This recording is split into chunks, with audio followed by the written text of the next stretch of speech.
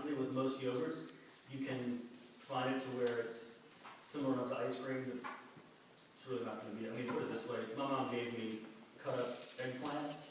For 11 years, nobody was French fries. I thought it was perfectly fine. So, I mean, they're not going to figure it out. And I mean, she was better than others in that I would come home after having fries and like, your fries are really terrible. And she's like, well, I was not a very good cook. And still, with the eggplant, over and over again.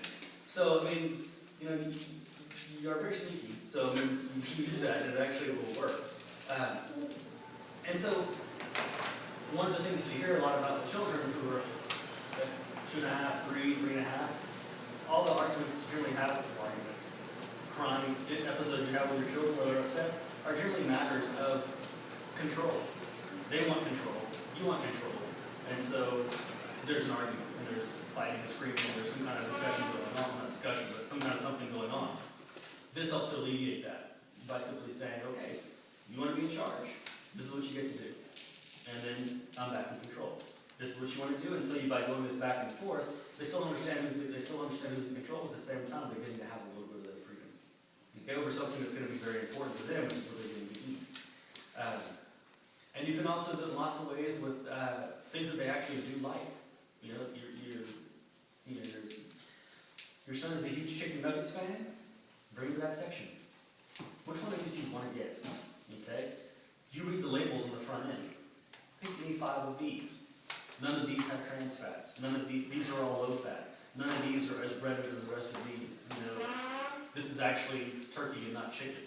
You know, this is actually this and not that. So by bringing them along with you to make these specific trips, you can do it. As you're all well aware of, I can only imagine, you know, it is very busy. You are very busy with children and things like that. But at the same time, it's just one of those things that will make things easier in the long run. You know, everyone cares in the long run what's going to happen, and that's the thing that's going to happen. And it's important, as I talked about in the last session, is that the habits that they're going to develop over childhood are going to directly affect their health and obesity issues later on. So if they're developing bad habits all throughout childhood, when they hit adolescence and they really start having the ability to put on a lot of fat at one time, if they have good habits, then they're going to have a healthier adolescence, which means a smaller propensity for actually becoming overweight or obese as they get older, and that's going to be one of the most important things. The reason for that is simple. When you have a regular life expectancy of about 80 years, 78 to 80 years, what happens is this: if you have a child who develops type 2 diabetes from being overweight or obese before the age of 15, you on average eliminate 17 to 30 years of lifespan off the end of their life. That's why the habits are important to develop, because very rapidly will an obese child become an obese adolescent, and if that adolescent becomes obese and has diabetes before the age of 15, that just happened. And so the thing about it that's most shocking to parents is what it means is that, you know, 20 to 30 years, 17 to 27, whatever years are eliminated off of lifespan before they even left the house. You know, they're still living there. And so it's something that's still very much under your control that you can't do.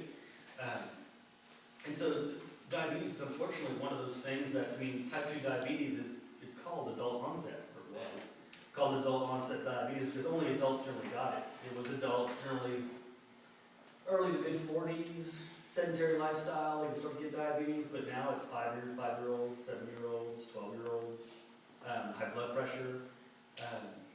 Generally, most cardiovascular diseases that adults get, children get too, as a result of obesity.